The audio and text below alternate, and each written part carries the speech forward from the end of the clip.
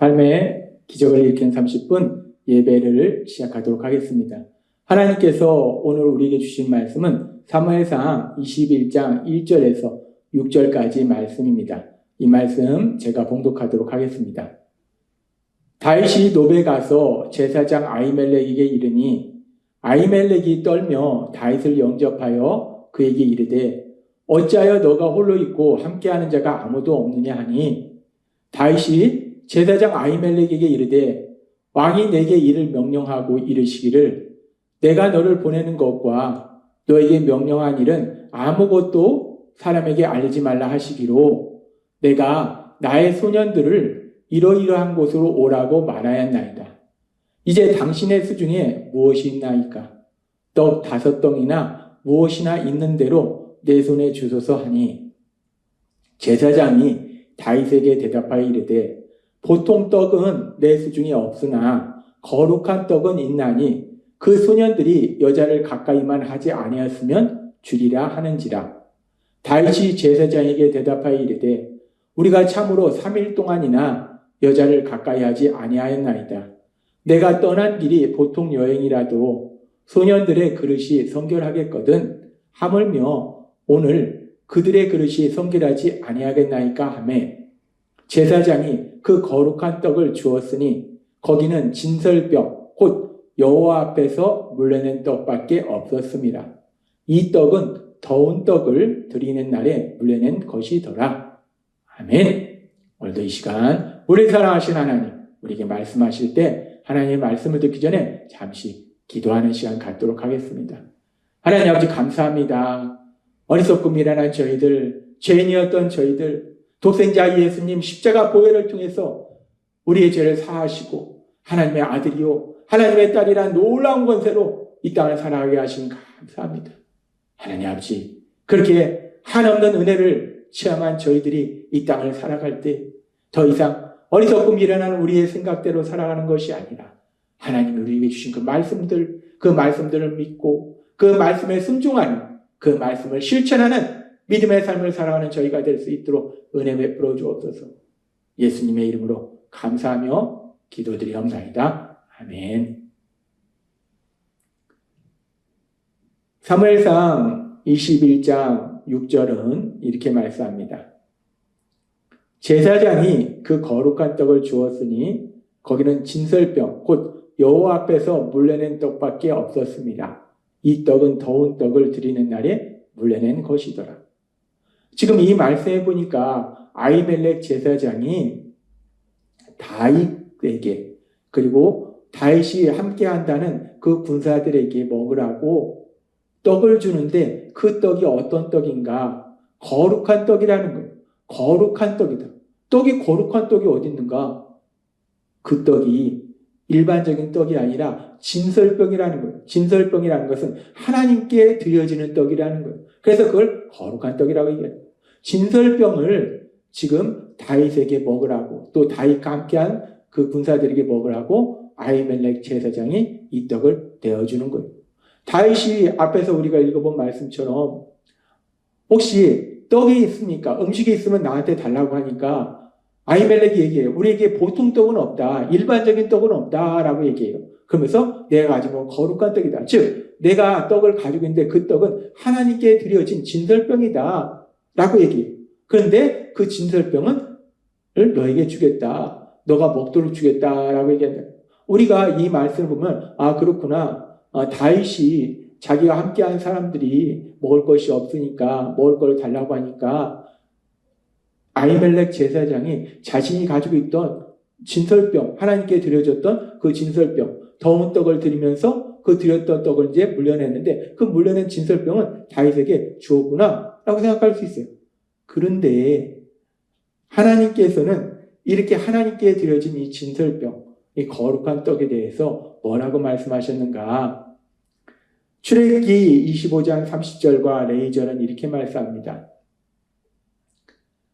산 위에 진설병을 두어 항상 내 앞에 있게 할지니라 라고 말씀합니다. 하나님께서는 하나님 앞에 그렇게 떡을 진설병을 들여서 하나님을 섬기라고 말씀해요. 그러면서 하나님께서 말씀할 때 안식일마다 이 떡을 여호와 앞에 항상 진설할지니 이는 이스라엘 자손을 위한 것이요 영원한 언약이니라. 안식일마다 그렇게 하나님 앞에 떡을 드리라는 거예요. 그리고 24장 9절에 이렇게 말씀합니다. 이 떡은 아론과 그의 자손에게 돌리고 그들은 그것을 거룩한 곳에서 먹을지니 이는 여호와의 화제 중 그에게 돌리는 것으로서 지극히 거룩함이니라. 이는 영원한 규례니라. 영원한 규례니라. 안식일마다 하나님 앞에 진설병을 드리고 이제 그 진설병이 그 다음 안식일에 그 진설병을 물러내고 새로운 진설병을 드릴 때 그 물려낸 진설병은 누가 먹는가? 어떻게 처리하는가? 아론과 그의 자손이 먹으라는 거예요. 아론과 그의 자손 제사장이 먹으라는 거예요. 제사장. 대제사장들이 먹으라는 거예요. 제사장들이. 하나님은 말씀하시면서 그러면서 이건 영원한 규례라는 거예요. 즉 하나님 앞에 드려졌던 거룩한 떡, 그 진설병은 아무나 먹을 수 있는 것이 아니고 제사장만 먹을 수 있다는 거예요. 하나님이 제사장만 먹으라고 하셨다는 거예요. 그런데 지금 오늘 말씀해 보니까 제사장인 아히멜렉이 자기만 먹어야 되는 그 떡을 다윗에게 주더라는 거예요. 그럼 우리가 하나님의 말씀을 보면은 지금 제사장, 하나님을 섬기는 제사장이 하나님 말씀에 불순종하는 그런 죄를 지은 것이 아닌가 라고 생각할 수 있어요. 하나님 말씀에 순종하는 삶을 살아야 되는데 하나님이 분명히 그 진설병은 제사장만 먹으라고 말씀하셨는데 제사장이 아닌 다윗에게 먹으라고 줬다는 거예요. 그러니까 하나님을 섬기는 제사장 아히멜렉이 하나님의 말씀에 불순종한 죄를 짓지 않았는가 라고 생각할 수 있어요. 그런데 이 부분에 대해서 우리는 성경의 말씀을 통해서 명확하게 알 수 있는 것이 우리를 죄에서 구원하시기 위해서 2000년 전 우리가 똑같은 육체를 지닌 인간의 몸으로 이 땅에 오셨던 예수님, 그 예수님이 사역하시는 중에 마태복음 12장 1절과 2절은 이렇게 말씀합니다. 그때에 예수께서 안식일에 밀밭 사이로 가실새 제자들이 시장하여 이삭을 잘라 먹으니 바리새인들이 보고 예수께 말하되 보시오 당신의 제자들이 안식일에 하지 못할 일을 하나이다. 예수님과 제자들이 밀밭 사이로 가는데 제자들이 그 밀밭에서 그 이삭을 잘라서 먹더라는 거예요. 그러니까 그걸 보고 지금 보니까 바리새인들 하나님의 말씀을 잘 알고 하나님의 말씀을 사람들에게 가르치고 하나님의 말씀대로 살도록 인도해야 되는 그런 책임 있는 바리새인들이 예수님께 이 일에 대해서 항의한다는 거예요. 아니 당신의 제자들이 지금 하지 말아야 될 걸 했다는 거예요. 하지 말아야 될 걸 했다? 하나님 말씀에 불순종했다는 거예요. 근데 이 바리새인들은 자신들 나름대로 안식일에 대한 규칙을 세워놓고 안식일에 이런 일을 하면 안 되고 이런 일을 하면 안 되고 이런 일을 하면 안 된다라고 규칙을 정했는데 지금 제자들이 이삭을 잘라서 그걸 먹는 그런 일을 하는 것은 안식일에 하지 말라는 일을 위반한 것이다. 불순종한 것이다. 라고 제자들에 대해서 비판하고 정죄하고 질책하더라는 거예요. 왜 하지 말아야 될 하나님이 하지 말라고 한 일을 하냐? 라고 얘기하는 거예요. 그러자 우리 예수님께서는 그들을 향해서 지금 우리가 읽었던 사무엘상의 말씀처럼 아히멜렉이 다윗에게 진설병을 주었던 그 이야기를 하십니다. 마태복음 12장 3절부터 4절은 이렇게 말씀해요. 예수께서 이르시되 다윗이 자기와 그와 함께한 자들이 시장할 때에 한 일을 잊지 못하였느냐. 그가 하나님의 전에 들어가서 제사장 외에는 자기나 그와 함께한 자들이 먹어서는 안 되는 진설병을 먹지 아니하였느냐. 지금 다윗이 아히멜렉이 준 진설병을 결국 먹게 돼요. 아히멜렉이 다윗에게 진설병을 줬어요. 근데 율법에는 분명히 진설병은 제사장만 먹도록 되어 있기 때문에 아히멜렉도 그 율법의 말씀을 보면 불순종한 거고 다윗도 하나님 말씀에 불순종한 거예요. 근데 예수님은 그 부분에 대해서 말씀해요. 그러면서 예수님은 계속해서 말씀합니다. 12장 5절부터 말씀.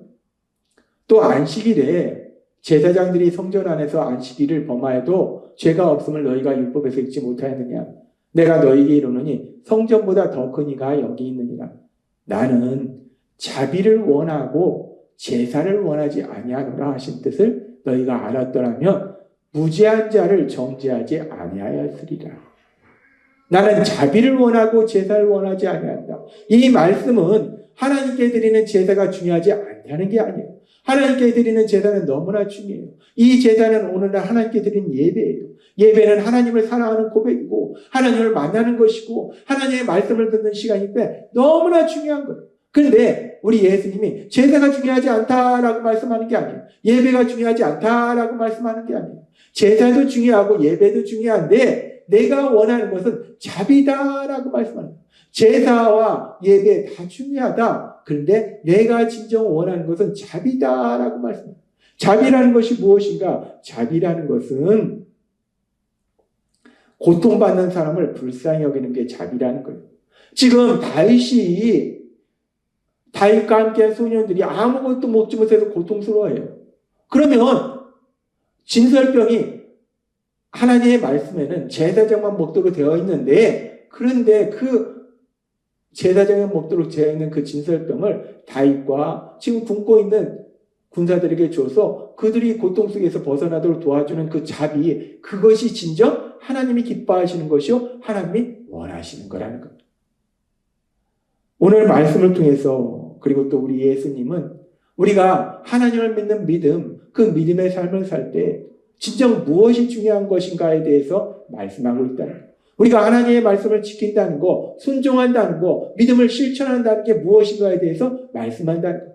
믿음을 실천한다는 것은 단순히 말씀을 문자적으로 지키는 것이 아니라 그 모든 말씀 중에서 가장 중요한 것이 무엇인가?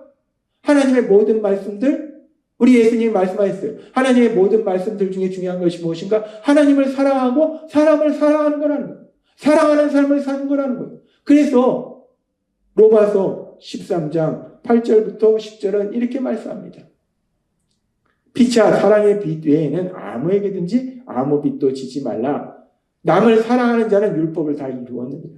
하나님의 많은 말씀들이 있는데 그 말씀들에 순종하는 것이 무엇인가? 사랑하는 삶을 사는 거, 사랑하는 삶을 살면 율법을 다 이룬 것이다 라고 말씀합니다. 간음하지 말라, 살인하지 말라, 도둑질 하지 말라, 탐내지 말라 한 것과 그 외에 다른 계명이 있을지라도 너의 이웃을 너 자신과 같이 사랑하라 하신 그 말씀 가운데 다 들었느니라. 이 모든 말씀들이 단순히 간음하지 말라, 살인하지 말라, 탐내지 말라 하신 것이 아니라 이 모든 것이 본질적으로 사랑하라 라는 말씀 안에 다 들어있다는 거예요. 가장 중요한 거 사랑하라 라는 말씀이라는 거예요.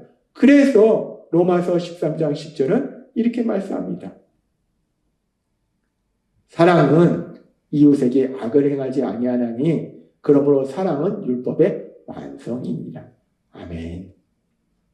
사랑은 율법의 완성이라는 거예요. 우리가 사랑하는 삶을 사는 것, 그것이야말로 하나님에 대한 믿음, 그 믿음을 실천하는 삶을 사는 것이다 라고 말씀한다는 거예요. 하나님은 오늘 말씀을 통해서 우리에게 너무나 중요한 것을 말씀하세요. 우리가 예수님을 구주와 주님으로 믿는다는 것이 무엇인가? 하나님의 아들과 딸로 살아간다는 것은 무엇인가? 우리가 믿음의 삶을 산다는 것이 무엇인가? 믿음의 삶을 산다는 것은 우리가 여러 가지 관점에서 생각해 볼 수 있지만 믿음의 삶을 산다는 것은 하나님을 사랑하는 것이요. 그래서 하나님의 말씀을 듣는 것이고 하나님께 기도하는 것이고 또한 우리가 사람들과의 관계 속에서는 사랑은 율법의 완성이냐라는 말씀처럼 사람들을 사랑하는 삶을 사는 것, 그것이 바로 믿음을 삶 속에 실천하는 삶이다라고 말씀한다는 것. 그렇습니다. 우리가 예수님을 구주와 주님으로 믿는 믿음의 삶을 사는 것은 하나님을 사랑함으로 하나님의 말씀을 듣는 것이요. 하나님과 기도를 통해서 대화를 나누는 것이요. 또한 사람들을 향해서는 사람들을 사랑하는 삶을 사는 것, 그것이 바로 믿음을 내 삶의 현실로 실천하는 것이다 라고 분명하게 말씀하세요. 따라서 우리가 이 땅에 살아갈 때 오늘 주신 말씀처럼 성령님의 인도하심에 따라서 하나님의 말씀을 듣고 하나님께 기도하고 그리고 사람들을 사랑하는 믿음을 삶으로 실천하는 삶을 살아가시는 여러분이 되시길 주님의 이름으로 축원합니다. 기도하겠습니다. 하나님 아버지 감사합니다. 오늘 주신 말씀처럼 우리가 하나님에 대한 믿음을 삶 속에 실천한다는 것이 무엇인지를 너무나도 분명하게 다시 한번 말씀해 주시니 감사합니다. 예수님의 이름으로 감사하며 기도드리옵나이다. 아멘. 이 시간 우리를 사랑하신 하나님, 그 하나님 주신 말씀을 묵상하면서 조용히 기도하는 시간 갖도록 하겠습니다.